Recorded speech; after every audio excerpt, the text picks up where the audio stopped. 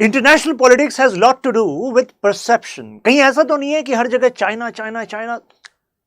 क्या चाइना वाकई एक हेजेमॉन बनने वाला है?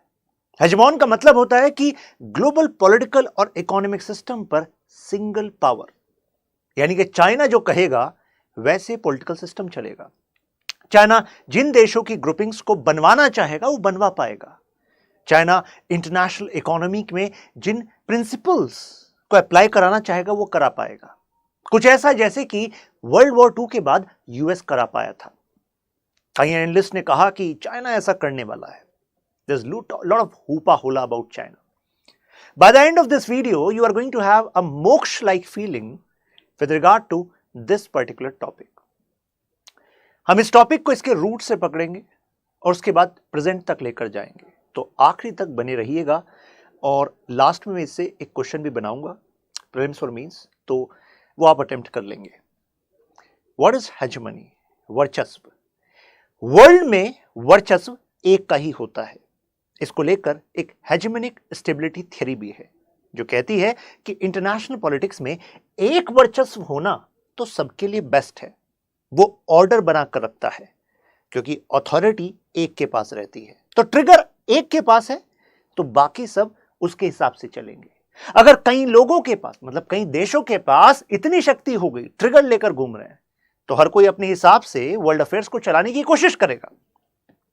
लेकिन एक और रूल है कि हेजेमोनी आती है फिर डिक्लाइन होती है। जैसे एक समय पर पैक्स ब्रिटेकाना, यानी कि ब्रिटेन का वर्चस्व, और फिर ब्रिटेन के वर्चस्व का डिक्लाइन, और फिर अमेरिका का वर्चस्व, और अब अमेरिका के वर्चस्व का डिक्लाइन। तो अब नेक्स्ट कौन है? कौन है नेक्स्ट? चलिए पता करते हैं। चाइना के बारे में इस बुक में बाय विलियम टी रोवे कहते हैं कि करीब 2000 सालों तक चाइना रीजनल हेजेमोन रहा था ईस्ट एशिया में। यह है आपका ईस्ट एशिया, चाइना रीजनल हेजेमोन, यानी कि यहां के अफेयर्स पर तो चाइना का प्रभाव था, यहां की डायनेस्टीज का प्रभाव था।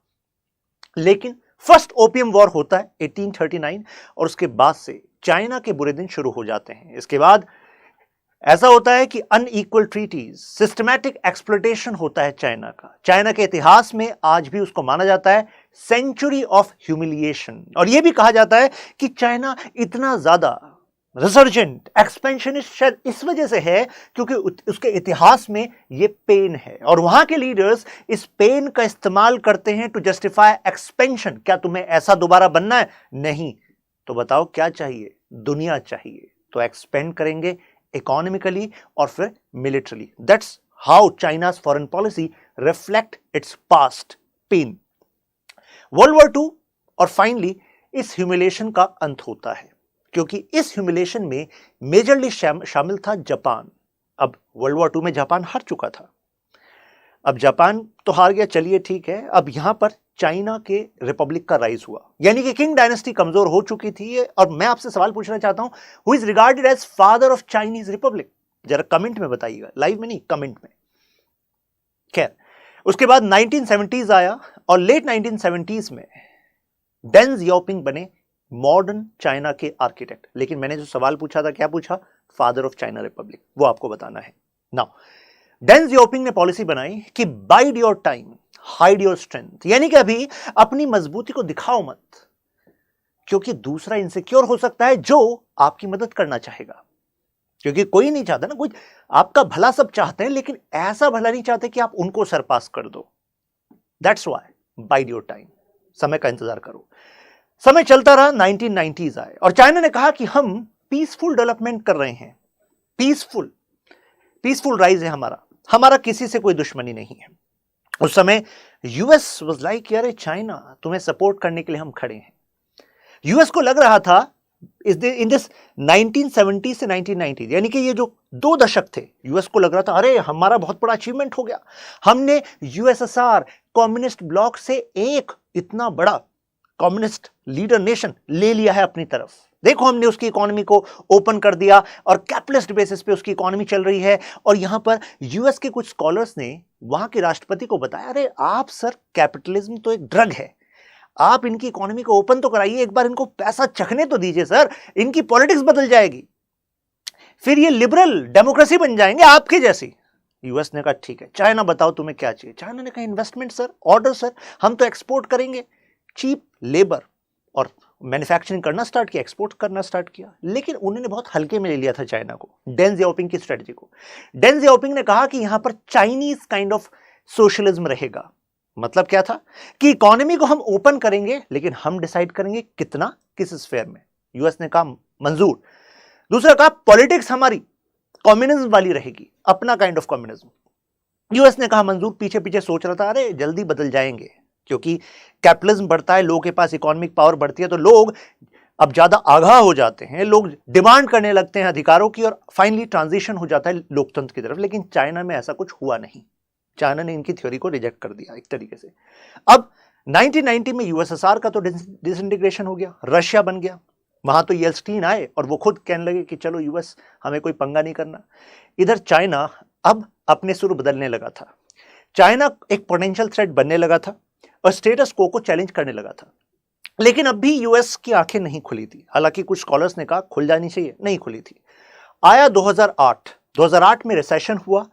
अब डेंग की जो स्ट्रेटजी थी, डेंग जियाओपिंग की, वो काम कर गई। यानी कि यूरोप, यूएसए, दे वर मेजरली अफेक्टेड, लेकिन चाइना अफेक्ट नहीं हुआ। क्यों? डेंग ने कहा था कितनी इकोनॉमी खोलनी है हम डिसाइड करेंगे। यानी कि इनकी इकोनॉमी इतनी डिपेंडेंट नहीं हो पाई। इन्होंने अगर उनको एक्सपोर्ट कर रहे थे तो इसके अलावा अल्टरनेटिव एक्सपोर्ट मैकेनिज्म भी खड़े कर चुके थे। कुछ डोमेस्टिक कंजप्शन भी चल रहा था, तो इन पर इफेक्ट इतना नहीं हुआ। लेकिन इतने सालों से जो एक्सपोर्ट कर रहे थे, तो मुझे बताओ डॉलर मिलेगा कि नहीं? यूएस डॉलर मिला इनको। जब यूएस डॉलर मिला तो इनका फॉरेक्स में यूएस डॉलर रखा था। तो इस फाइनेंशियल क्राइसिस में अब यूएस को जरूरत पड़ी अपनी इकोनॉमी को रिवाइव करने की। चाइना ने कहा टेंशन क्यों ले रहे हो, हम आपके छोटे भाई हैं। यूएस ने कहा हाँ, तुम्हें तो हमने ही सपोर्ट किया था ना। चाइना ने कहा हाँ, उसको गिनो ही मत सर, आप बताओ आपको क्या चाहिए। यूएस ने कहा ये फाइनेंशियल क्राइसिस है। तो चाइना ने कहा ऐसा करो ना, आपकी जो गवर्नमेंट के बॉन्ड है मैं खरीद लेता हूं। यानी कि आप हमें गवर्नमेंट पेपर दो जिसपे लिखा है मान लो $1,00,000, एग्जाम्पल ले रहा हूं, और इतने समय बाद आपको ज्यादा बढ़ाकर आप मतलब हमें दे दोगे। तो एक तरीके से चाइना ने कहा मेरे पास फॉरेक्स में बहुत डॉलर पड़ा है, मैं आपको डॉलर देता हूं, आप अपना डेट वाले क्राइसिस को सॉल्व करिए और आप मुझे पेपर दीजिए, मैं तो पेपर से खुश हूं। लेकिन वो पेपर इनके फेडरल रिजर्व की गारंटी होता है। यानी कि जब चाइना कहेगा ये फेडरल रिजर्व की गारंटी, जरा डॉलर निकालो, तो फिर इनको निकालना होगा विद जो भी उस पर टाइम मेंशन होगा। तो इन्होंने गवर्नमेंट बॉन्ड खरीदने स्टार्ट कर दिया। आपको नहीं लगता ये अपने आप में एक बड़ा इंडिकेशन था कि अरे तुम्हारे फाइनेंशियल क्राइसिस में अब सपोर्ट कर रहा है चाइना तुम्हें, राइट? तो अब चाइना को भी समझ में आ गया कि भाई वो बाइडिंग वंस टाइम, अपने समय का इंतजार करना, अब इंतजार की जरूरत नहीं है, अपना टाइम आ गया है। तो अब चाइना ने इकोनॉमी से मिलिट्री की तरफ अपना खर्चा करना स्टार्ट करा, राइट? और इसके बाद से now prospects of Chinese hegemony were visible. अब हम वीडियो के सेकंड पार्ट में हैं, अब हम प्रोस्पेक्ट्स पर बात करेंगे और उसके बाद थर्ड पार्ट में हम कुछ राज खोलेंगे कि एक्चुअली कैसे ये सिर्फ एक शिमरा है, शायद मिराज है जो बनाया हुआ है, इतना ज्यादा स्ट्रॉन्ग चाइना है नहीं। कैसे? पहले प्रोस्पेक्ट्स पर अच्छी अच्छी बातें कर लें जो बाहर दिखती भी हैं। यूएस का हेजेमनिक डिक्लाइन, क्या कहा था कि कोई भी हेजेमनी तब बनती है जब इससे पहले वाले हेजेमॉन का डिक्लाइन हुआ हो। अब जरा देखिए, अगर इससे पहले वाले का आप सोचिए, यूएस का राइज कब हुआ था?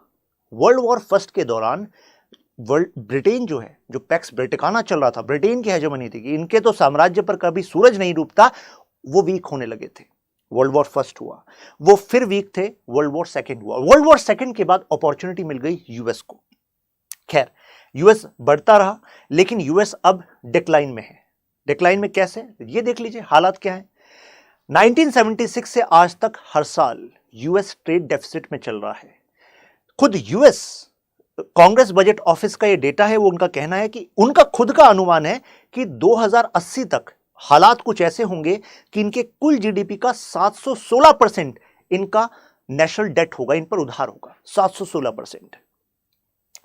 चाइना यूएस का मेन कॉम्पिटिटर है, लेकिन चाइना यूएस को डॉलर दे रहा है और वहां से गवर्नमेंट बॉन्ड खरीद रहा है। तो यानी कि अब शिफ्टिंग हो रही है पावर स्टेटस में। चाइना के प्लस पॉइंट देखिए, forex, one of the largest forex reserve, foreign exchange reserve. Economic growth rate double digit में कंसिडरेबल टाइम तक चलता रहा, ओवरटेक कर सकता है 2041 तक, 41 तक चाइना की इकोनॉमी, यूएस की इकोनॉमी को। Burgeoning economic power, foreign investment में चाइना सेकंड बेस्ट ऑप्शन माना जा रहा है आफ्टर यूएस। डेवलपिंग नेशंस में तो टोटल जो फॉरेन इन्वेस्टमेंट होता है उसमें से 40% तो चाइना ले जाता है। चाइना अपने आप को डेवलपिंग नेशन बताता है। देखिए, अब बात यह है कि अगर इन्वेस्टर्स इतना ज्यादा पैसा आज भी चाइना में पंप कर रहे हैं तो इन्वेस्टर्स कहां पैसा पंप करते हैं? अगर वो यूएस के बाद सेकंड नंबर पे चाइना पे पंप कर रहे हैं तो यानी कि चाइना पर वो बुलिश हैं कि चाइना बढ़ेगा। एक्सपोर्ट ग्रोथ रेट चाइना का जो वर्ल्ड एवरेज है उसका 3 गुना है। वो मैनिपुलेट करता रहता है युआन को कि भाई इस मैनिपुलेट करने से क्या होगा कि अपना जो इंपोर्ट का खर्चा है वो बचा लेता है, और अगर उसको लगता है अरे मेरी इकोनॉमी का फायदा ना उठा ले दूसरा कोई, तो इंपोर्ट टैक्स बढ़ा देता है। तो चाइना को कोई कहने सुनने वाला है नहीं। कारण यहां पर इससे पहले आईएमएफ ने कई बार चाइना को कहा, चाइना ने कहा देखो देखो हम ऐसा नहीं करते, सब हम पर आरोप है। तो इतना ज्यादा उसने एक्सपोर्ट का अपना नेटवर्क बना लिया है कि इस स्ट्रेंथ का वो इस्तेमाल कर रहा है। मिलिट्री साइड में देखिए 17.8% के आसपास वो ईयर ऑन ईयर अपना बजट बढ़ा रहा है। इस साल का जो लेटेस्ट है वो देखिए $225 billion US। This is the amount of expenditure they are doing on military. तो आप कहेंगे सर टॉपिक तो ये था कि हमें बताना था कि ओवर एस्टिमेट करना है, यहां तो मुझे लग रहा सही है एस्टिमेट। नहीं, अभी ठहरिए, आने वाला है आगे कहानी।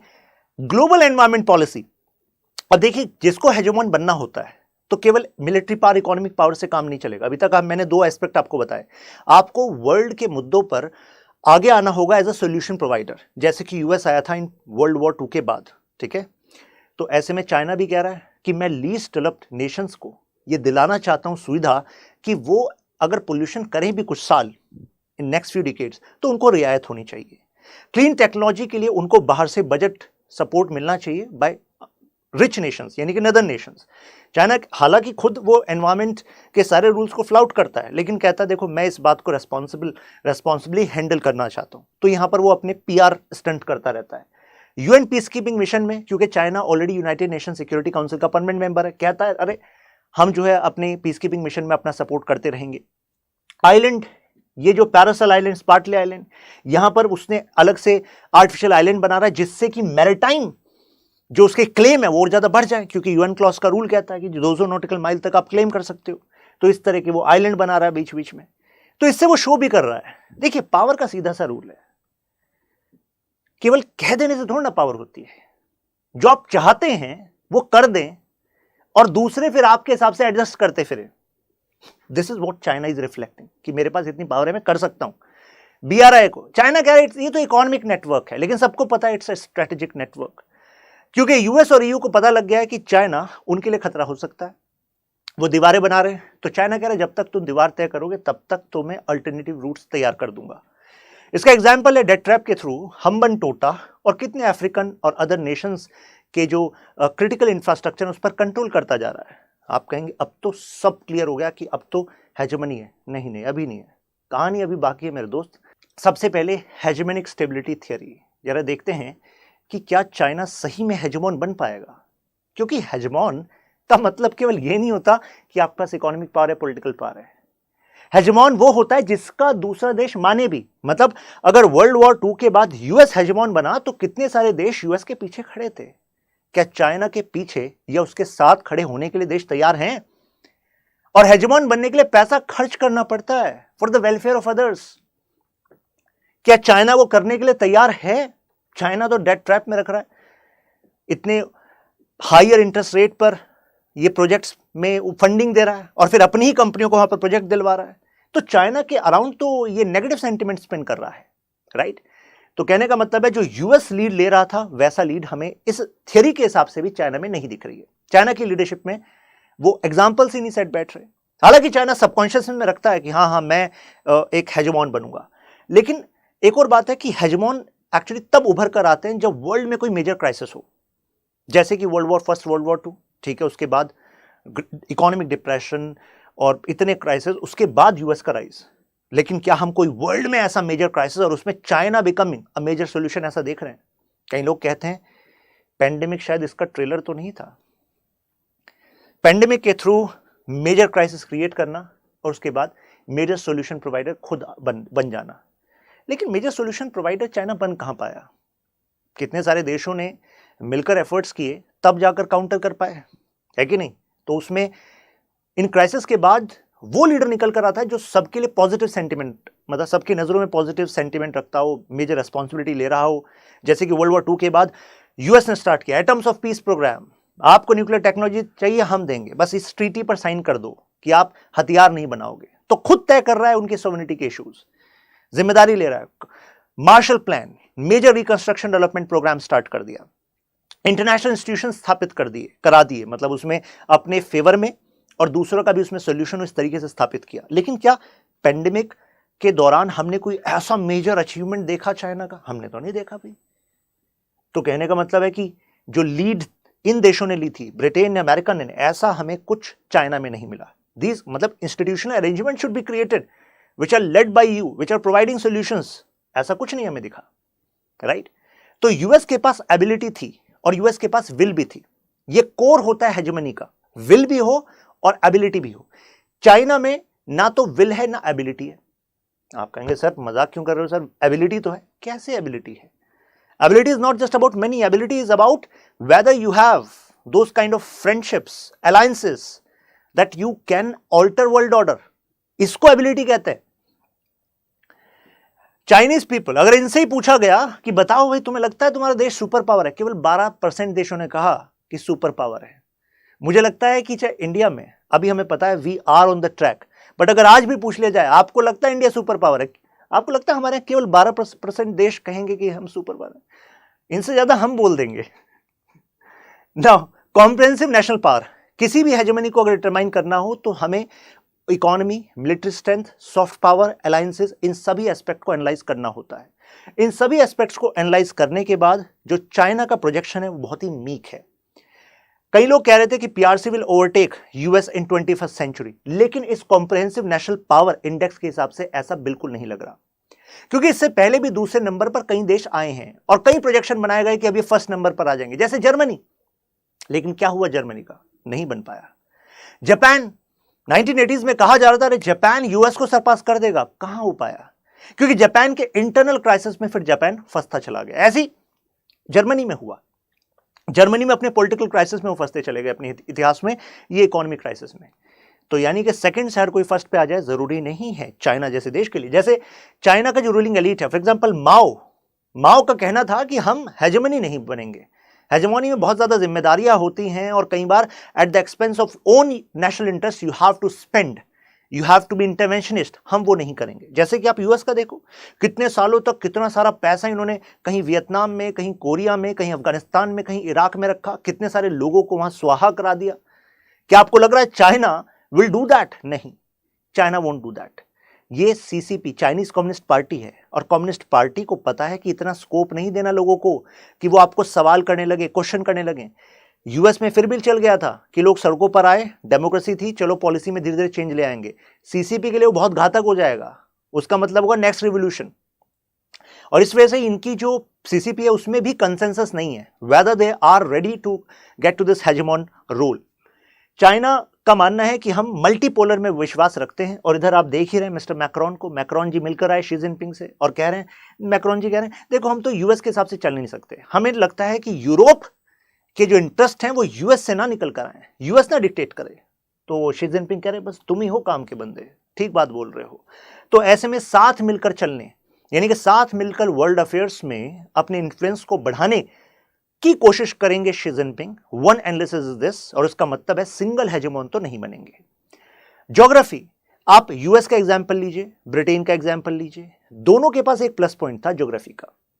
ज्योग्राफी आइसोलेट हो, जहां पर सिक्योरिटी कंसर्न्स बॉर्डर पर आपके मिनिमम हो। भाई इसका एडवांटेज लिया है ना यूएस ने, यूएस के ऊपर कनाडा, नीचे Mexico, Pacific and Atlantic. Geography का कनेक्शन सिक्योरिटी से है, ज्योग्राफी का कनेक्शन इकोनॉमी से है। और क्या ऐसा एडवांटेज चाइना के पास है? नहीं है चाइना के पास। चाइना इतने सारे देशों से घिरा हुआ है और इसमें से इतने सारे देशों के साथ तो इसके कॉन्फ्लिक्ट चल रहे हैं। इनमें से कौन बनने देगा इसको हेजेमोन भाई? और ये हमें दिख भी रहा है। Many of these nations are joining hands with countries like US, Quad. ASEAN is in good relationship with US to counter China. तो कैसे बन जाएगा हेजेमोन? लॉजिक है कि नहीं? यूएस के पास दो सीज का एक्सेस, पैसिफिक के थ्रू भी ट्रेड कर रहा था, अटलांटिक के थ्रू भी ट्रेड कर रहा था। ब्रिटेन के पास मल्टीपल सीज का एक्सेस था क्योंकि वो कॉलोनियल टाइम था, तो मैसिव ट्रेड रूट्स एडवांटेज उसके पास थे। लेकिन चाइना के पास है क्या? नहीं है। चाइना के पास ये वाला एरिया है, केवल पैसिफिक वाला, और यहां पर स्ट्रॉन्ग कंपटीशन में लगे हुए हैं उसके खिलाफ। वेस्टर्न चाइना, अब ये देखिए जिंगजियांग और तिब्बत, अब इनके अंदर की पॉलिटिक्स पर आ जाइए। ये पूरा चाइना, और इसमें से कितना बड़ा भाग तो जिंगजियांग है जो अलग होना चाहता है, इधर तिब्बत है जिसको इन्होंने हथियाया हुआ है। तो ये दोनों आजाद हुए तो चाइना है कहां? तो यानी कि इनके internal dynamics are also not in favour of being a hegemon, क्योंकि US became hegemon, internal stability थी। Britain became hegemon, internal stability रही थी उस समय पर। ऑन मैरिटाइम कोस्ट मैंने आपको बताया इनके पास ये वाला एरिया है, पैसिफिक। यूएस के पास अटलांटिक पैसिफिक, दोनों की एडवांटेज रही है। इनोवेशन आज के समय में, जिस सेंचुरी में हम हैं, इनोवेशन के लिए जरूरी है social network, internet, ICT, information communication technology से इजी नॉलेज शेयरिंग, जिससे कि फास्ट पेस इनोवेशन हो सके। लेकिन क्या चाइना में ऐसा हो रहा है? नहीं। कितने सारे social media websites are not working in China. CCP's innovation strategy is top to bottom, जबकि innovation is bottom to top. हमारे देश में इनोवेशन कहीं से भी आ सकता है, that is what we are focusing upon, we are giving open access, but China ऐसा नहीं कर रहा है।